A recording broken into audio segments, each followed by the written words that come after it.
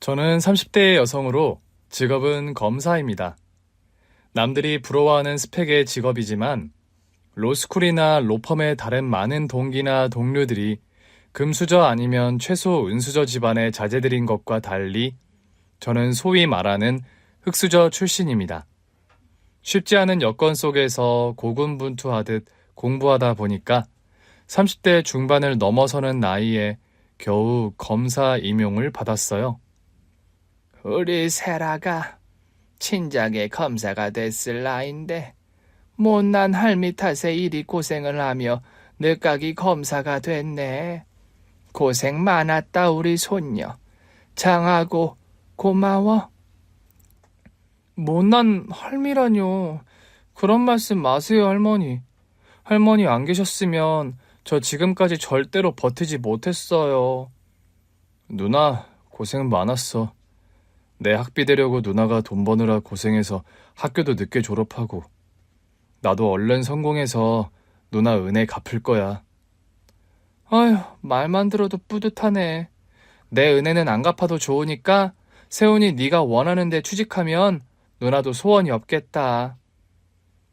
남동생이 엄마 뱃속에 있을 때 아빠는 돌아가셨고 홀몸으로 힘들게 국수집을 하며 저희를 키우셨던 엄마마저 20년 전에 하늘나라로 떠나셨어요. 사실 엄마가 돌아가시던 때에는 새아빠가 계셨습니다. 새아빠는 제과 공장을 운영하는 재력가셨고 제가 10살 즈음 새아빠와 재혼한 엄마는 새아빠와 재혼하며 사모님 소리 들으면서 그동안 고생하던 생활을 청산하고 여유로운 생활을 누리셨어요.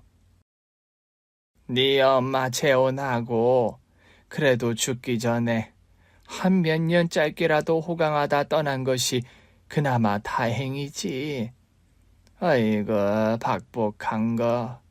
재혼해서 팔자 고쳤다고 했더니만 하루아침에 그런 사고를 당해 먼저 떠날 게 뭐야. 할머니가 가끔 하시는 말씀처럼 엄마의 행복한 시간은 길지 못했습니다. 제가 중학교에 올라가던 무렵 엄마는 동창 모임을 나가시던 길에 교통사고를 당해 돌아가셨어요. 그리고 엄마가 돌아가신 그날 이후 하루아침에 태도가 돌변해서 저와 동생 할머니에게 선을 긋듯이 관계를 끊고 남처럼 떠나버린 새아빠였죠. 세라 엄마 명달리한 마당에 제가 더는 이 집에 있을 이유가 없는 것 같네요. 아니 자네 그게 갑자기 무슨 말인가. 세라 엄마 장례식 끝난 지 얼마나 됐다고 집을 나간다는 말이야? 솔직히 그 사람도 없는 이 상황에 제가 세라와 세훈이 돌보며 살 자신 솔직히 없습니다. 앞으로는 그냥 남처럼 살았으면 하네요. 사람 친국인 줄 알아서 좋아했는데 그게 아니었나? 아니, 어떻게 사람이 이렇게 빨리 변심할 수가 있어? 제가 그 정도밖에 안 되는 사람인 걸 어쩌겠어요. 며칠 내로 저는 짐 정리해서 나갈 테니 그리 아세요. 엄마가 돌아가신 후 갑자기 태도가 싸늘하게 변한 새아빠였어요. 그 전까지는 저와 남동생에게도 너무나 좋은 아빠 역할을 해주시던 분이라 저와 남동생은 당황할 수밖에 없었죠. 아빠, 다음 주에 떠나신다는 게 진짜예요? 그래, 아빠는 앞으로 한국 떠나서 살 거다. 엄마도 안 계신데 아빠마저 떠나버리시면 저랑 세훈이는 어떻게 살라고요? 너희들 곁에는 할머니가 계시자니 너와 세훈이와의 관계는 너희 엄마 살아계실 때 일이었지. 그럼 이제는 아빠가 우리 아빠가 아니란 말이에요? 미안하다 세라야. 애초에 너랑 네 동생 친아버지는 하늘나라에 계시잖니. 엄마 돌아가신 마당에 까놓고 말해서 너희들과 나는 남이나 마찬가지다. 앞으론 그냥 인연 끊고 안 보고 살았으면 해. 어린 마음에 그런 냉정한 말을 하는 새아빠가 참 무정하게 느껴지더군요. 엄마 살아 생전에는 저와 남동생에게 더없이 살가운 아빠셨고 할머니에게도 효도하는 사위 역할을 톡톡히 하던 새아빠였거든요. 그렇게 새아빠는 엄마의 장례식이 끝난 지 얼마 되지도 않아 도망치듯 집에서 나가셨습니다. 탈면 삼키고 쓰면 뱉는 게 사람 인지상정이라더니 참 해도 너무하는구나. 네 엄마 떠난 지 얼마나 되었다고. 할머니는 새아빠가 우리 가족을 버리듯 하고 떠나버리자 그런 말씀을 하며 서럽게 우셨어요. 할머니, 울지 마세요. 엄마 없다고 이제 우리 필요 없다고 가버리는 사람 때문에 왜 우세요? 서럽고 남겨진 너희들이 불쌍해서 그런다. 왜? 눈물도 아까워요, 할머니. 두고 보세요. 새아빠가 우리 가족 버린 거 내가 절대 후회하게 만들어 줄 거니까요. 새아빠 보란 듯이 내가 성공해서 잘 사는 모습 보여주고 말겠어요. 그때 중학교에 올라가던 저는 어린 마음에도 도끼를 품었더랍니다. 서러워서 우시는 할머니를 그런 말로 위로해 드렸더랬죠. 저는 그날 이후로 더 악착같이 독하게 공부에 매달렸습니다. 할머니와 남동생을 지킬 사람이 세상 천지 나 하나라는 걸 저는 누구보다 잘 알았고, 그런 상황에서 제가 무너지거나 약한 모습을 보이는 건 있을 수 없는 일이었죠. 소녀 가장으로 살면서 검사라는 꿈을 향해 달려오는 길이 쉬웠다면 거짓말일 겁니다. 솔직히 툭하면 코피를 쏟아가며 잠도 제대로 못 자가면서 어찌 보면 초인적인 의지로 버텨낸 시간들이 제 과거니까요. 검사라는 직업이 뭐 아주 대단한 직업이라 할 수는 없겠죠. 세상에 널린 게 검사이고 전문직이긴 하지만 선택받은 특별한 사람들이 하는 직업까지는 아니니까요. 그런데 저는 제가 처한 상황에서 검사라는 두 글자 타이틀을 거머쥐기까지가 참 호락호락하지 않은 시간들이었죠. 그래도 고학하며 틈날 때마다 아르바이트하며 할머니와 남동생을 건사하며 늦은 나이지만 검사에 임용된 게 참 다행스럽고 감사한 일이었습니다. 목표하는 서울대를 졸업했고 검사가 되었고 남동생도 원하는 대학에 들어가 착실히 공부를 하고 있었죠. 얼마 전에는 판사로 재직하는 남자친구와 결혼을 약속하게 되었어요. 남자친구는 제가 검사 임용을 받고 얼마 되지 않아 처음 재판을 맡게 되었을 때 담당 판사를 하던 사람이었습니다. 처음 만남에 서로에게 불꽃이 튀었고 자연스레 연인이 되었습니다. 그리고 결혼까지 이르게 된 거였죠. 돌이켜보면 엄마가 죽자 이제 남인이 인연을 끊자던 새아빠, 보란듯이 잘 살려고 서울대 졸업 후 검사가 된 저였어요. 과정과 동기야 어찌되었건 저는 제 스스로 바로 설 수 있게 된 현재에 만족하며 살아가고 있었습니다. 그리고 드디어 결혼식 날이 다가왔고요. 결혼식 날 신부 대기실에서 앉아 기다리고 있는데 대기실 문이 열리며 한 남자가 들어왔습니다. 그런데요, 그 남자의 얼굴을 보는 순간 저는 까무러치듯 놀라고 말았습니다. 그 남자가 그 옛날 저와 남동생 할머니를 버리고 야멸차게 떠나갔던 새아빠와 너무나 똑같은 외양이었거든요. 저기 김국철 씨 아시죠? 남자의 물음 또한 예사롭지 않았습니다. 김국철은 바로 저희 새아빠 이름이었기 때문이죠. 대체 누구시죠? 새아빠와 똑같이 생긴 사람이 결혼식장에 찾아오는 순간 역대급 반전이 일어나고 말았습니다. 영문을 모르겠다는 표정으로 질문하는 제게 남자가 황급히 다가오며 말하더군요. 죄송합니다. 우선 제 소개부터 드려야 하는데 순서를 제가 생각 못했네요. 저는 김국철 씨, 그러니까 그쪽 새아빠의 친형 되는 사람이에요. 새아빠의 친형분이시라고요? 그게 대체 무슨 말씀이죠? 저희 새아빠는 고아원에서 자랐다고 들었는데요. 들을수록 이해가 가지 않는 말만 늘어놓는 남자였어요. 어린 기억에도 분명 새아빠는 고아원에서 나고 자라서 형제도 부모님도 없다는 이야기를 저는 여러 번 듣고 자랐거든요. 그게 저희 사연이 좀 복잡합니다. 어려서 저와 국철이가 함께 맡겨졌는데 어린 국철이는 고아원에 남았고 저만 입양이 되어 나가는 바람에 평생 국철이 얼굴을 못 보고 지냈거든요. 네. 그런데 왜 저희 새아빠를 저에게 와서 물으시죠? 새아빠는 저희 집안과는 절연해서 떠나신 지 오래인데요. 국철이가 피치 못할 사정 때문에 그때 아가씨와 동생분을 버리고 떠날 수밖에 없었어요. 피치 못할 사정이라뇨? 자세한 얘기는 국철이한테 듣겠지만 그때 국철이가 사업이 아주 쫄딱 망해서 사채업자들에게 쫓기던 상황이었어요. 슬아의 자식들이 있는 걸 알면 막대한 빚까지 아가씨와 남동생에게 물리게 될까봐 어쩔 수 없이 절연하고 떠났던 겁니다. 뭐라고요? 새아빠가 그때 사업이 망했다고요? 그래요. 그쪽 엄마 돌아가실 즈음에 이미 사업 상황이 안 좋았는데 아마 아가씨는 어려서 상황을 몰랐겠죠. 국철이가 자기 와이프에게도 그런 말 시시콜콜 늘어놓는 성미도 아니었고요. 그런데 지금 그런 얘기를 왜 아저씨가 와서 하시는 거죠? 제가 드리고 싶은 말씀은 두 가지예요. 우리 국철이가 과거에 아가씨를 버린 건 본심이 아니라 어쩔 수 없는 상황 때문이었다는 거요. 그리고 다른 한 가지는 국철이 살 날이 얼마 안 남았다는 겁니다. 새아빠가 어디 많이 아프세요? 네. 저도 얼마 전에야 국철이와 연락이 닿았어요. 제 양부모님이 살아생전 국철이와 연락하는 걸 하도 못하게 하셔서 그만. 형이 돼서 못나게도 얼마 전에야 국철이를 봤어요. 그런데 몇 년 전부터 암투병을 해왔고 지금 상태가 아주 위독해요. 뭐라고요? 새아빠가요? 그럼 대체 지금 어디 계신데요?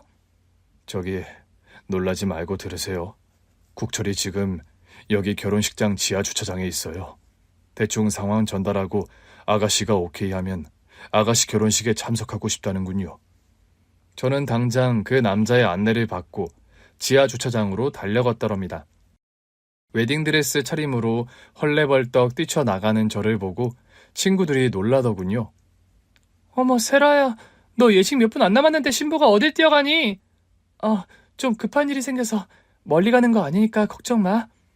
저는 한달음에 지하 주차장으로 달려갔습니다. 그리고 지하 주차장에 발을 내딛는 순간 저는 무너지듯 오열하고 말았습니다.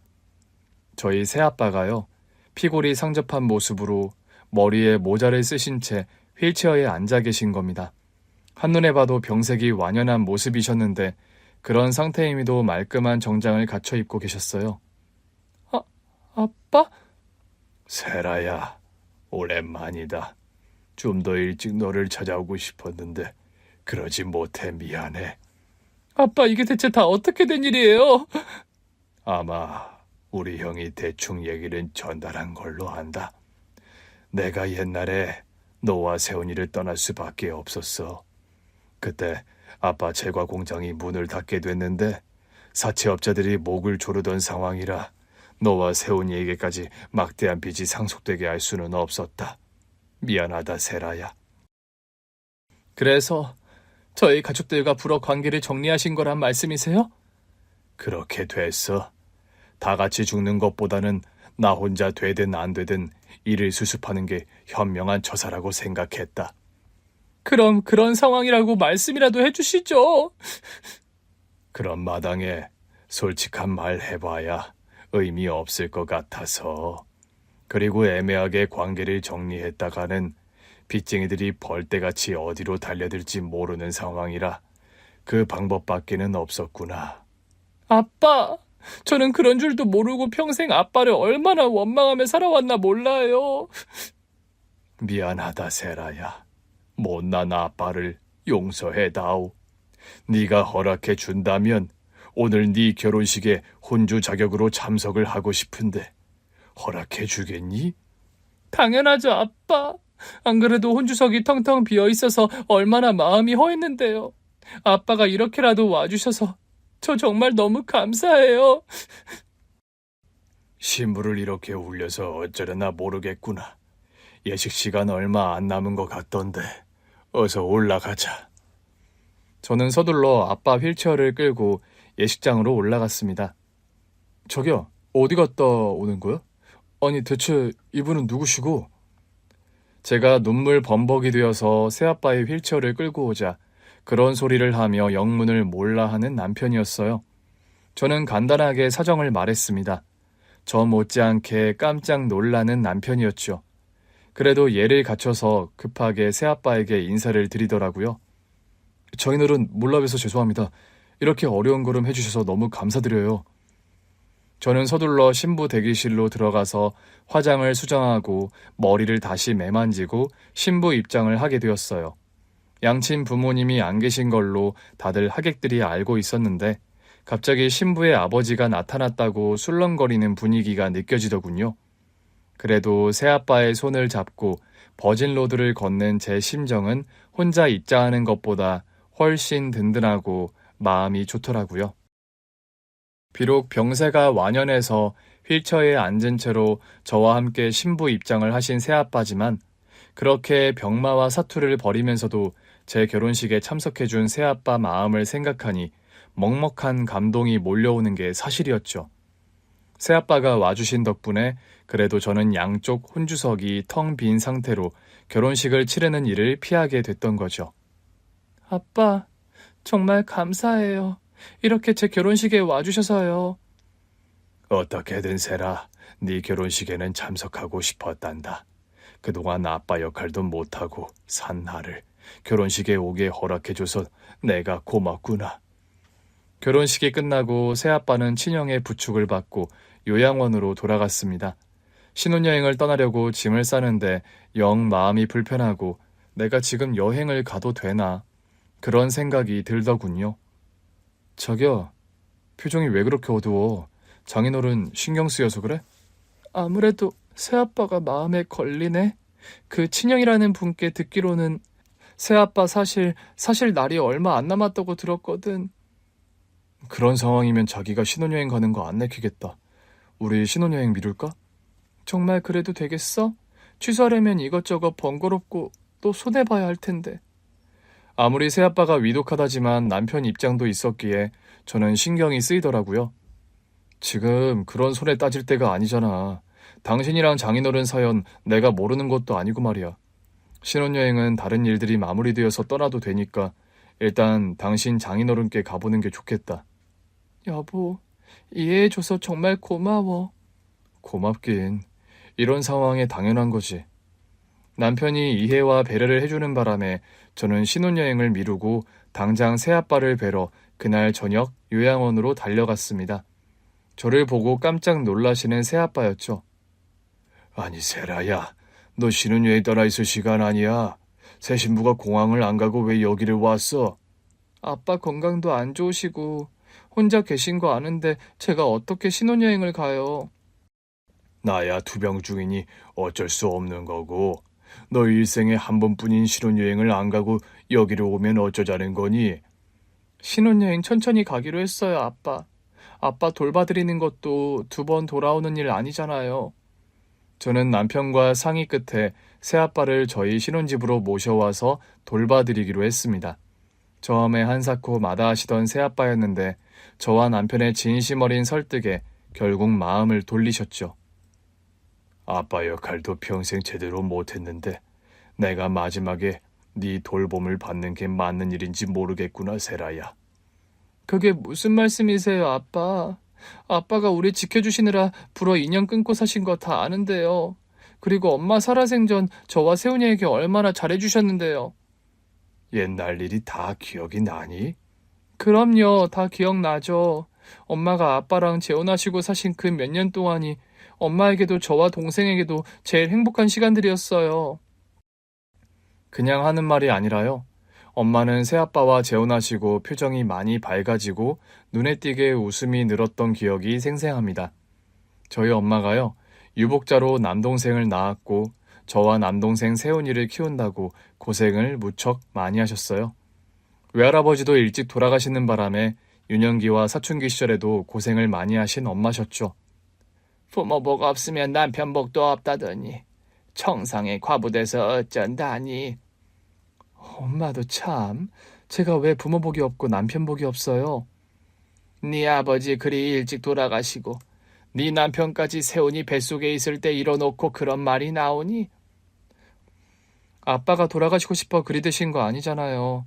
애들 아빠도 마찬가지고요. 그 사람도 명이 짧아 먼저 저 세상 가서 그렇지 살아생전 저한테도 애들한테도 얼마나 잘하는 사람들이었는데요. 너 나이도 젊은데 평생 혼자 살 생각은 아니지? 그런 게 어디 제 인력으로 되나요, 엄마? 그리고 아직은 세훈이 세라 너무 어려서 재혼 생각 딱히 없어요. 애들이나 좀 키워놓고 할 생각이죠. 그때 가서 생각 있으면. 애들 다 키워놓고 나이 들어 재혼한다고?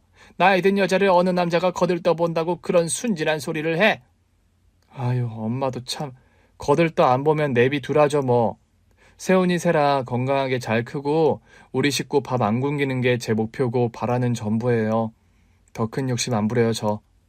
그리 욕심이 없고 착해 빠져서 험한 세상 어찌 살려고. 여자가 좀 여우 같고 계산 속이 있어야 잘들 살던데. 계산 속대로 되는 게 인생도 아니에요 엄마. 혼자 애들 키우는 게 쉽지도 않고 저도 외로울 때가 있는 거 사실이지만 인연이라는 게 억지로 되는 건 아니잖아요. 저번에 말했듯 부동산 박 사장은 왜 안 만나보는 거야? 엄마, 말씀드렸잖아요. 세라랑 세훈이 아직 어려서 재혼 생각 저 없다고요. 저와 남동생 걱정에 괜찮은 재혼 자리도 죄다 마다하는 엄마셨어요.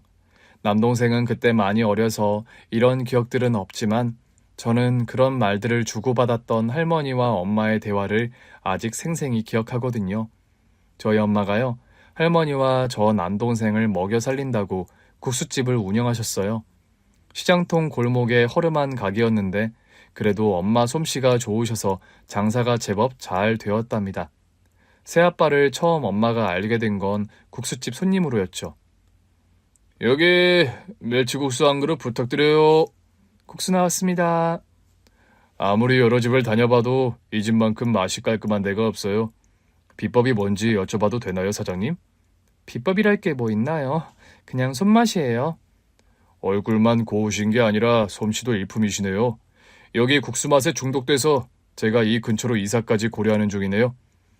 사장님도 참 칭찬도 과하시네요. 뭐 주먹밥 서비스라도 좀 드려야겠네요. 서비스 받으려고 드린 말씀은 아니고요. 사장님, 저 진짜 다음 달에 이 동네로 이사해요. 농담하시는 거죠? 아니요, 농담 아닙니다. 설마 진짜 저희 집 국수 매일 드시려고 이사하시는 거는 아니죠? 국수도 매일 먹고 싶고 사장님도 매일 뵙고 싶어서요. 네? 이런 말씀 부담스러우실까봐 천천히 드리려고 했는데 내친 김에 그냥 말씀드릴게요. 저 사장님 오래전부터 좋아했어요. 국수도 맛있어서지만 사장님 매일 뵙고 싶어서 단골됐고요.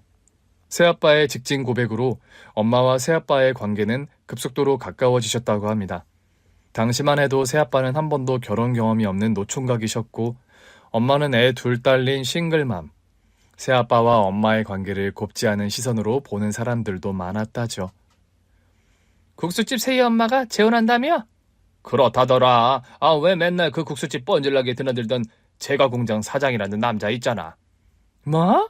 그 알짜배기 부자라는 노총각 사장?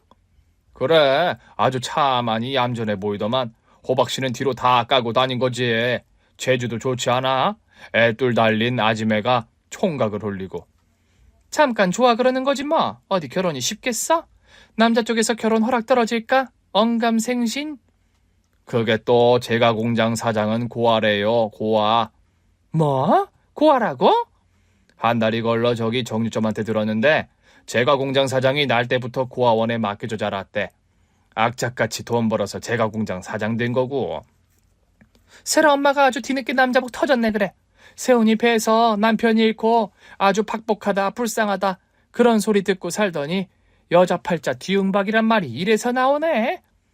남자가 세라랑 세훈이도 아주 그냥 지 새끼 마냥 끔찍하게 여기던데.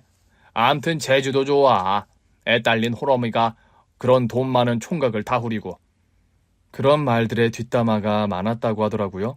우연히 시장에 엄마 가게를 방문했다가 그런 말을 들은 새아빠가 한마디 한 적도 있더랍니다. 세라 엄마가 저 후린 거 아니거든요. 어머, 사장님께서 언제 오셨어요? 과일 좀 사려다가 본의 아니게 듣고 말았네요. 그런데 사실이면 모를까 사실 아닌 말씀들을 하시니 바로 잡아야 할 것 같아서요. 아니 뭘 바로 잡는다는 건데요? 세라 엄마가 저 후린 적 한 번도 없다고요. 남자들 보고 그런 거 흘리는 여자도 아니고요. 싫다는 거 부담스럽다는 거 제가 일방적으로 쫓아다녀서 겨우 마음 얻은 여자예요. 함부로 말씀들 말아주세요. 그런 식으로 뒷담화하는 사람들의 입을 막은 새아빠셨다고 합니다. 결혼 앞두고 저희 엄마 역시 고민을 많이 하셨다고 하더라고요. 당신 지금이야 눈에 콩꺼풀이 씌어서 나 좋다고 결혼한다고 하지만 나중에 후회하면 어쩌려고 그래요? 후회라니 무슨 그런 대도 않는 소리를 해요? 자기 배 아파 낳은 자식도 키우다 보면 우라통 터지는 순간들이 많은데 당신은 결혼 경험도 없고 애 아빠였던 경험도 없어서 솔직히 세라와 세훈이 키우는 문제 걱정 많이 돼요. 내가 100% 잘할 거다. 당신 실망시키는 일 하나도 없을 거다. 솔직히 그런 장담은 못하겠어요. 그러니까 지금이라도 우리 결혼 좀 더 생각해 볼래요? 당신과 내가 좋은 감정으로 만나는 것만으로도 나는 충분히 행복하고 또 참, 내가 언제 결혼 무르죄요? 하늘이 두 쪽이 나도 난 순정 씨와 결혼해요. 내가 장담 못한다는 건 내가 경험치 없는 일이기 때문이에요. 한 번도 안 해본 일을 하려고 하면서 100% 잘할 거라는 큰 소리 치는 건 거짓말이니까요. 명세 씨, 아가씨들도 세상 천지 널렸고 당신은 능력 있는 제과 공장 사장인데 나 같은 여자랑 골치 아픈 결혼을 하려고 해요? 순정 씨가 골치 아프다니요. 누가 그런 이상한 소리를 해요? 시장 사람들도 그렇고 주변에서 명세 씨가 아깝다고 나보고 팔자 고치게 생겼다고 수근거리는 거 나 들어서 알고 있어요. 내가 순정 씨에게 부족한 사람이라는 말 없는 게 어쩌면 다행이네요. 순정 씨가 어떤 여자인지 제대로 알면 다들 그렇게 말할 텐데. 명세 씨, 미안해요. 애 둘 딸린 싱글맘 사랑하게 만들어서요. 내가 세상에 태어나서 제일 잘한 일 두 가지가 뭔 줄 알아요? 뭔데요? 하나는 그날 외근 나왔다가 뭔가에 홀린 듯이 여기 시장 골목으로 들어와서 순정 씨가 하는 국수집에 들어온 거예요. 그리고 다른 하나는 용기 내서 순정 씨에게 고백한 것. 애들 다 키울 때까지 재혼 같은 거 정말 생각 없었는데. 세라와 세훈이에게 좋은 아빠 되도록 최선을 다할 거예요. 최고의 아빠가 되겠다는 거짓말은 못해도 아빠 노릇에 최선 다한다는 말은 거짓말 아니에요. 고마워요. 부족한 날 조건 없이 사랑해줘서. 내가 고마워요. 외롭고 무의미한 내 삶이 당신 만나서 너무 살만한 것이 됐어요. 하루하루 내 일이 기다려지고 매 순간이 얼마나 행복한데요. 당신이 있어서. 사람들의 입방아를 찢던 말건 엄마와 새아빠의 사랑은 순수하고 진실한 것이었습니다. 과거를 돌이켜봐도 엄마가 돌아가시기 전까지 새아빠는 저와 남동생 세훈이에게 살뜰하고 정 많은 아빠셨으니까요.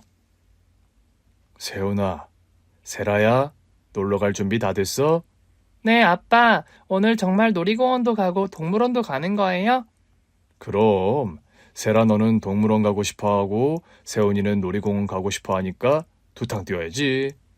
오늘 길도 엄청 막힐 텐데 두 군데 다 가능하겠어요? 아빠 힘드신데 너희들 한 곳으로 정해라, 응? 나도요. 어린이날 마음 먹고 놀러 가는 날인걸요. 당신 피곤하면 집에서 쉬어요. 온 가족이 나들이 가는데 나만 빠지라고요? 안 될 말이죠, 그건. 벌써 이렇게 김밥 도시락까지 다 싸놨는데. 글쎄, 벌써 도시락까지 싸놨어요? 그럼 얼른 출발합시다. 아참, 사진기를 챙겨가야 세훈이 세라 사진을 찍어주겠군.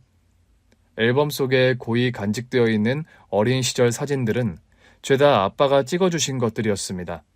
친아빠는 일찍 돌아가셨고 엄마는 혼자서 국수집을 운영하시느라 새아빠가 안 계셨을 때는 저와 남동생 사진이 거의 없다시피 했었거든요. 저와 남동생을 키우고 할머니까지 돌보신다고 엄마는 고생만 하며 사시다가 새아빠를 만나고 비로소 행복한 여자로서의 삶도 누리셨던 것 같아요. 엄마의 생일이나 두 분 결혼기념일 같은 때에는 언제나 두 분이서 오붓하게 데이트를 나가셨던 기억이 나요. 세훈아, 세라야, 오늘 엄마 아빠 외출하니까 할머니랑 같이 저녁 먹고 있어? 오늘은 엄마 아빠 결혼기념일이니까 우리 둘만 데이트하는 거 서운해하면 안 된다. 당신도 참 애들 앞에서 별말을 다 하네요. 세훈이랑 세라는 걱정 말고 어여들 나갔다 젊은 부부들이 살면서 그런 재미도 누리면서 살아야지. 외할머니께서는 일찍 친아빠와 사별한 엄마가 뒤늦게 남편 사랑받으며 여자로서의 행복을 누리며 사는 걸 다행이라 여기곤 하셨죠. 엄마가 교통사고로 돌아가시던 날 처연하게 울던 새아빠의 모습도 기억에 생생해요. 여보, 이렇게 먼저 떠나면 어떡해. 나 혼자 어떻게 살아가라고. 내가 무슨 의미로 앞으로 인생을 살라고.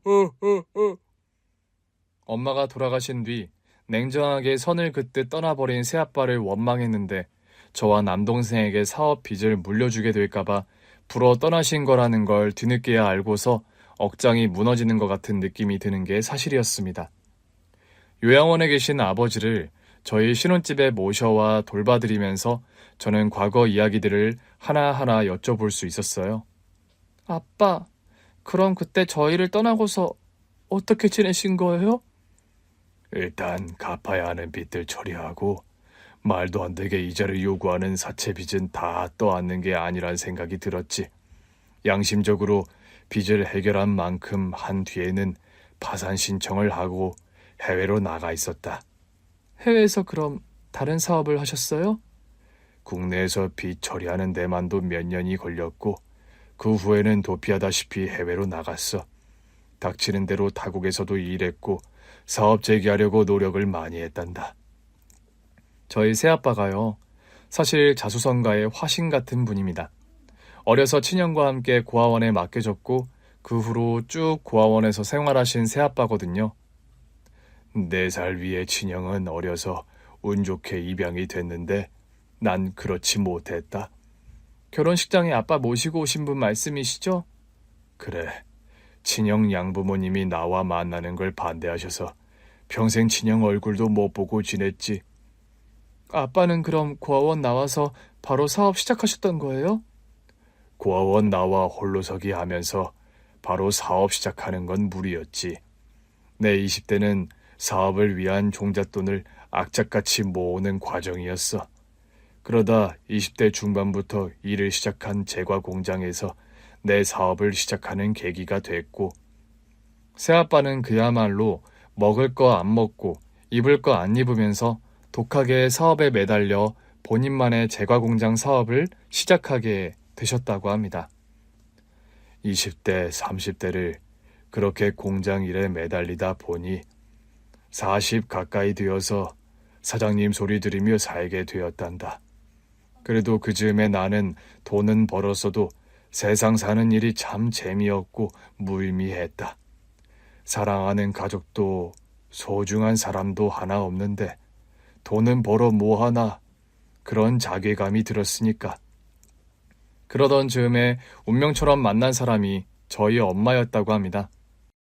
너희 엄마를 처음 본 순간 이 여자다 싶었지. 이 여자와 함께라면 평생 행복할 수 있겠다. 내가 변하지 않고 죽는 순간까지 아낌없이 잘해줄 자신이 있다. 그런 생각이 들어서 결혼을 했던 거고. 새아빠는 엄마가 돌아가시고 사업까지 파산하게 되면서 아주 힘든 시간을 보내셨더라고요. 국내에서 빚을 갚던 시절엔 노숙 생활까지 해야 했을 정도로 어려운 시기를 보내셨다고 합니다. 그러다 외국으로 나가 또 10년 가까이 닥치는 대로 일을 하며 사업 재기를 위해 고군분투하셨다고요. 강산이 한번 변할 시간만큼 바동거리니까 겨우 사업을 다시 일구게 됐는데 먹고 살만해져서 너와 세훈이를 다시 찾아야지 하던 무렵 암 선고를 받게 됐다. 처음엔 대장암 2기로 시작된 암투병이었는데 항암과 수술을 반복했지만 자꾸만 다른 장기로 암이 전이가 되었다고 합니다.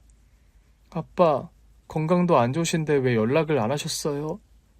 사업 풀려가며 너희를 찾아오려고 했는데 암 환자가 되어서 투병하는 몸으로 너희 앞에 나타날 염치가 도무지 없더구나. 저는 아빠가 그런 사정으로 저희들과 인연을 끊으신 건 모르고 얼마나 원망했는데요. 미안하다. 그때 아빠 사업이 그렇게 망하고 빚쟁이들에게 쫓기는 신세만 아니었더라도 내가 너와 세훈이에게 아빠 노릇을 했을 텐데 너희가 한참 부모 손길이 필요하던 시기에 내가 아빠 노릇을 못해서 나 역시 너희에게 너무 미안하고 하늘에 있는 네 엄마에게도 여전히 면목이 없구나. 그런 말씀 마세요, 아빠. 다시 절 찾아와 주셨고 제 결혼식 날 버진로드도 같이 걸어주셨잖아요. 아빠의 지난 이야기들을 듣고 있으면 참 마음이 쓰라린 게 사실이었어요. 그래도 뒤늦게라도 제 결혼식에 와주신 아빠가 너무 감사할 따름이었죠. 남동생과 할머니도 거의 매일이다시피 저희 집에 와서 새아빠를 보고 갔습니다. 아빠, 이렇게 다시 뵙게 되어서 너무 다행이에요. 아무리 사정이 그러셨어도 좀 일찍 오시지 그랬어요. 아빠 노릇도 못했는데 병자가 되어서 나타날 면목이 없더구나. 자네는 예나 지금이나 너무 사람을 배려해서 문제네. 하늘이 있는 순정이가 자네 혼자 투병하는 거 보면 얼마나 마음이 아팠겠나. 할머니의 그 말씀에는 아무 말 못하게 쓸쓸하게 미소만 지어 보이는 새아빠였습니다. 우리 순정이가 그래도 자네 만나 행복한 시절을 보내다 가서 다행이다 했는데 그 긴 세월 자네 혼자 고생하고 버둥거리는 시간을 보냈다고 하니 되려 우리가 미안하네 그려. 아닙니다, 장모님. 여러모로 제가 부족한 탓이었죠. 순정 씨와 결혼하며 제가 남편 노릇뿐만 아니라 아빠 노릇도 잘하겠다고 그렇게 약속을 했는데 저는 그 약속을 제대로 못 지켰어요. 자네가 그 약속 제대로 지키려고 하다 보니 일이 된 거 아닌가. 자네 진심 다 아니까 이제 그런 소리는 그만하게. 아빠 노릇 한 것도 없는 제게 세라가 이렇게 효도를 해주니 제가 면목이 없습니다, 장모님. 다른 이유도 아니고 그런 이유로 영 끄는 자네를 누가 원망하겠나. 세라 어미 살아생전에 자네와 얼마나 각별한 부부였는지 내가 누구보다 잘 아는 걸. 자네가 불어 선 긋고 떠나기 전까지 애비 노릇 살뜰하게 누구보다 잘했고 그걸 아니 세라도 저러는 거지. 할머니는 암투병으로 기력이 쇠하신 데다 식사도 제대로 잘 못하시는 새아빠를 위해 매일 죽을 쑤어서 가져다 주셨어요. 할머니가 만들어 온 죽을 그나마 환자식으로 잘 드시는 새아빠였죠. 새아빠는 저희 신혼집에 오신 지 정확히 보름 만에 하늘나라로 떠나셨습니다. 엄마의 기일을 불과 일주일 앞둔 어느 추운 겨울날이었죠. 슬픔과 황망함 속에 새아빠의 장례식을 치르는데 새아빠의 친형과 담당 변호사라는 사람이 장례식장을 찾아왔더라고요. 상주 노릇 기꺼이 해줘서 고맙습니다. 별 말씀을요. 저와 남동생이 장례 치러드리는 게 당연하죠. 이분은 김일중 변호사라고 우리 동생 담당 변호사예요. 변호사님이요? 변호사님께서 어쩐 일로 오셨어요? 우리 동생이 명달리하며 상속 관련한 절차를 이 변호사분과 처리를 했더라고요. 저는 이분을 동생 부탁으로 모시고 온 거고요. 안녕하십니까. 김국철씨 상속 절차에 관해 법률적인 진행을 맡은 김일중 변호사입니다. 김국철씨께서 남은 유산과 보험금을 모두 전세라 씨와 전세훈 씨 두 남매분께 남기셨어요. 네? 저희 남동생과 저에게요? 네, 그렇습니다. 관련 서류 검토해보시고 장례식 절차 끝난 후에 저희 법률사무소에 한번 방문해 주시길 요청드립니다. 피땀 흘려 제기한 사업의 모든 지분과 유산, 그리고 보험금을 모두 저와 남동생에게 남기신 새아빠였던 겁니다. 뒤늦게 다시 한번 새아빠의 진심을 확인한 저와 남동생은 오열할 수밖에 없었죠. 누나, 새아빠가 그런 사정으로 인연 끊고 떠나신 걸 알았더라면 우리라도 좀 아빠를 먼저 찾아뵐 걸 그랬어. 이제 와서 아무 의미 없지만 나도 그게 너무 후회가 된다. 아빠가 혼자 암투병하는 걸 알았더라면 옆에서 같이 케어해드렸어야 하는 건데.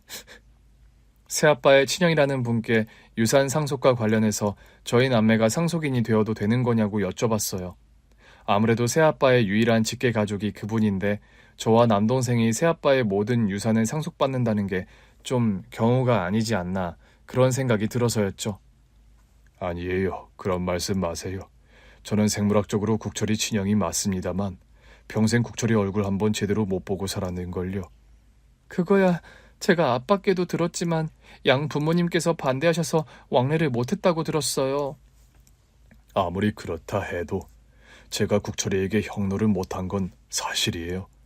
평생 제대로 형노릇 못한 것도 없이 이제 와서 국철이가 가족들을 위해 피땀 흘려 마련한 재산에 손대고 싶은 생각도 없고요. 정말 새아빠 유지에 아무 불만이 없으세요? 저와 동생은 아무래도 좀... 저는요, 양부모님 눈치 보며 산다고 그 두 분이 돌아가실 때까지 국철이에게 연락 한번 제대로 못하고 살았어요. 국철이에게 제가 연락했을 땐 국철이가 암투병하며 건강이 무척 안 좋을 때였고요. 새아빠의 형이라는 분이 살아생전 새아빠가 하시던 말씀을 전해주시더군요. 형, 내가 살면서 제일 사랑했던 여자가 김순정이라는 여자야. 그 여자는 불의의 사고로 하늘나라에 먼저 가 있지만 그 여자의 아들과 딸이 있어. 그 애들에게 내가 모은 재산들 남겨주고 가고 싶어. 순정 씨 아들과 딸은 내 아들, 딸이나 다름없으니까. 그런 말씀을 하신 새아빠였다는 겁니다. 국철 씨가 그러더군요. 그쪽 어머니와 함께 산 세월이 길다고는 말 못하지만 그 5년이 채 안 되는 그 시간이 살면서 어떤 것과도 바꿀 수 없는 소중하고 행복한 시간이었더구요. 이 악물고 다시 사업 재개하려고 고군분투한 것도 모두 남매분께 아버지 돌이 조금이라도 하고 싶어서 재개한 거라 하더군요. 그분의 말씀을 듣는데 다시 눈물이 쏟아지고 말았습니다. 남동생도 말없이 닭똥같이 굵은 눈물을 흘리며 새아빠의 친형이 하시는 말씀을 잠자코 듣고 있을 수밖에 없었죠. 새아빠의 유해는 엄마의 무덤 바로 옆에 묻어드렸어요. 엄마는 무덤은 엄마가 어려서 나고 자란 고향 바닷가가 내려다 보이는 양지 바른 언덕에 자리하고 있습니다. 바로 그 옆자리에 새아빠의 무덤을 마련해드렸죠. 돌고 돌아 결국 둘이 이렇게 나란히 묻히게 됐구나. 먼저 가야 할 노인네는 이리 징글징글 살아있고 살아있어야 할 사람들은 이리 무덤 속에 있으니 그런 말씀을 하시며 우는 할머니셨어요. 할머니, 새아빠마저 돌아가신 건 저희도 속상하지만 그런 말씀은 마세요. 그래요, 할머니. 할머니라도 건강하게 오래 사셔야 저와 누나가 버티죠. 네 새아빠 진심을 조금이라도 알았더라면 뒤에서 그렇게 욕을 안 했을 텐데. 사람이 어쩜 그리 야멸차게 돌아서나야 얼마나 야속하던지. 그땐 저나 할머니나 세훈이나 모두 새아빠를 오해할 수밖에 없었잖아요. 네 엄마랑 상봉해서 저 세상에라도 둘이 마음 편하게 백년해로했으면 좋겠구나. 어이구 불쌍한 사람들. 새아빠의 장례 절차를 모두 마치고 시간이 흘러 저와 남편은 뒤늦은 신혼여행을 떠나게 되었습니다. 여보, 기다려줘서 고마워. 집안일로 한 번뿐인 신혼여행 딜레이 시켜서 미안해요. 그런 말이 어딨어. 그런 상황에 어떻게 마음 편하게 신혼여행을 떠나? 우리 엄마랑 새아빠 하늘나라에서 만나셨을까? 나이 먹을수록 두 분의 사랑이 정말 찐사랑이었다는 생각이 들어요. 그러게 말이야. 당신 새아빠라는 분, 장인어른, 그분 긴 세월을 다른 분 만나지도 않고 사업 재개하려고 혼자 고군분투하시다 병까지 얻으시고 또 위독하신 몸으로 우리 결혼식장까지 오셨던 거 생각하면 보통 분 아니라는 생각이 들어. 새아빠에게 감사한 게 여러 가지지만 제일로 감사한 일이 뭔지 알아요? 제일로 감사한 일? 그게 뭔데? 우리 엄마에게 그래도 살면서 여자로서 한껏 사랑받고 행복한 시간들을 보내게 해주신 거요. 물론 나와 남동생에게 좋은 아빠 노릇해 주신 것도 감사하지만 어려서는 몰랐던 여러 가지 생각들을 하게 되는 저였습니다. 사실 옛날에 엄마가 처음 새아빠와 재혼한다는 말씀을 하셨을 때 좀 걱정이 되던 것도 사실이었으니까요. 당신 그래서 장모님 재혼한다고 했을 때 반대했었어? 아니, 다행인 건 속으로만 걱정하고 그런 말을 엄마한테 내색은 안 했다는 거예요. 두 분 이제 다시 재회해서 잘 지내고 계실 거야. 이제 두 분 우리도 마음 편하게 좀 보내드리자. 당신 말이 맞는 것 같네요. 이승에서 너무 잡고 있으면 떠나야 할 사람들이 떠나지 못해서 구천을 떠도게 된다는 말도 있던데 이제 좀 보내드려야겠어요, 두 분 모두. 신혼여행을 떠나는 비행기 안에서 여러 가지 복잡한 생각이 들더군요. 생각해보면 엄마와 새아빠는 재혼하시고 따로 두 분이서 신혼여행 같은 걸 다녀오시지 못했더라고요. 새아빠가 초혼이셔서 결혼식은 올린 기억이 나는데 신혼여행을 두 분이 떠난 기억은 없었습니다. 후에 나중에 할머니께 이것과 관련해서 여쭤봤더니 네 엄마랑 새아빠가 너랑 세훈이랑 좀 더 친해지고 가족으로 편해지고 나서 신혼여행을 다녀온다고 했었다. 그럼 일부러 두 분이서 신혼여행을 안 가신 거예요? 그랬던 걸로 기억한다. 그때만 해도 너랑 세훈이가 많이 어렸고 엄마가 재혼하는 것도 큰일인데 애들이 엄마랑 새아빠가 신혼여행까지 둘이 홀랑 떠나버리면 소외감 느낄 것 같아서 싫다고 말이다. 엄마가 교통사고로 돌아가시던 그해, 사실 두 분은 뒤늦게 신혼여행 계획을 세워놓고 있으셨다고 합니다. 네 엄마가 신혼여행 가라는 팔자가 아니었던 것 같다. 네 친아빠와 결혼할 때는 가진 게 없는 가난한 신혼부부라서 신혼여행을 못 가더니 네 새아빠 같은 사람을 만나고도 결국 신혼여행 한 번을 못 갔으니. 그런 말씀을 하시며 눈시울을 붉히는 할머니셨어요. 남편 손을 잡고 뒤늦은 신혼여행을 떠나면서 엄마 생각이 참 많이도 났습니다. 우리 엄마는 잘 못 누리고 사신 걸 나는 다 누리고 산다고 생각하니까 엄마한테 너무 죄송하네요. 죄송한 만큼 우리가 더 열심히 행복하게 살아야 해. 그게 가장 장모님께서 바라는 일이실 거야. 우리도 엄마랑 새아빠 같은 사랑을 할 수 있을까요? 시간이 지나도 변함없고 설령 한 사람이 먼저 떠난다 해도 그 사람과 관련해 남겨진 것들에 최선을 다하는 그런 사랑 말이에요. 다 할 수 있을 거라고 생각해. 당신과 나라면. 그런데 다 좋은데 한 가지는 담고 싶지 않다. 뭘요? 나랑 당신은 절대 누가 먼저 떠나지 말고 100년해로 함께 했으면 좋겠다고. 그런 말을 하면서 제 손을 더 꼭 잡는 남편이었습니다. 엄마는 뱃속에 남동생이 자라고 있을 때 저희 아빠를 먼저 잃으셨죠. 제가 10살이 될 때까지 홀몸으로 저와 남동생을 돌보셨으니 그 10년이라는 시간이 엄마에게는 정말 녹록지 않은 시간이었을 겁니다. 그런 시간을 보내고 나서 만나게 된 새아빠와 그리고 짧았지만 행복했던 결혼 생활 끝에 또 먼저 떠나셔야 했던 엄마였죠. 엄마의 그때 그 마음은 과연 어떤 것이었을까요? 사랑하는 남편과 아이들을 남겨두고 먼저 떠나셔야 했던 그 심정 말입니다. 저는 지금의 남편과 헤어진다는 상상만 해도 무너질 것 같고 눈물이 흐르는데 말이죠. 새아빠가 우리 곁을 떠나신 게 마음 아프지만 그래도 엄마 곁이 이제 빈자리가 아니라는 사실 하나만은 묘하게 위로가 되더군요. 엄마, 지금 계신 곳은 어떠세요? 지낼만 하세요?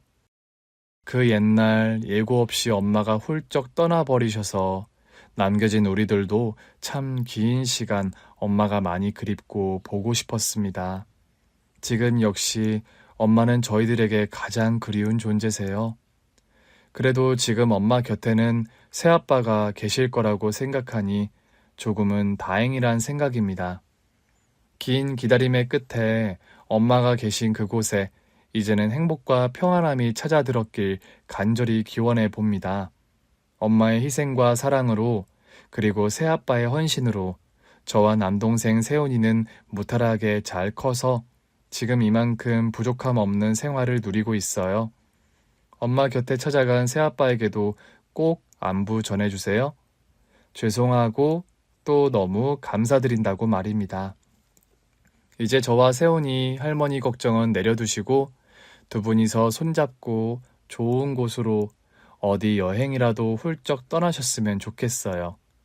이승에서 못 간 신혼여행을 그곳에서라도 멋진 곳으로 떠나셨으면 좋겠습니다. 저의 이런 바램들이 부질없는 것일지도 모르지만 엄마, 새아빠, 계신 곳이 어디시건 간에 항상 건강하고 행복하시길요. 이제 두 분만의 온전한 시간들을 마음껏 누리시며 절대 헤어지는 일 없이 언제 어디서나 함께 하시길 소망해 봅니다.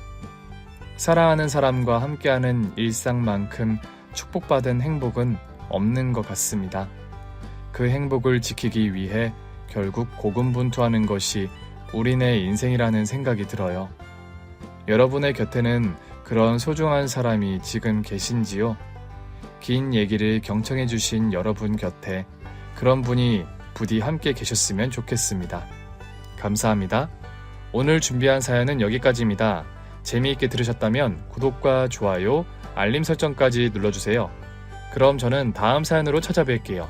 오늘도 건강하고 행복하세요.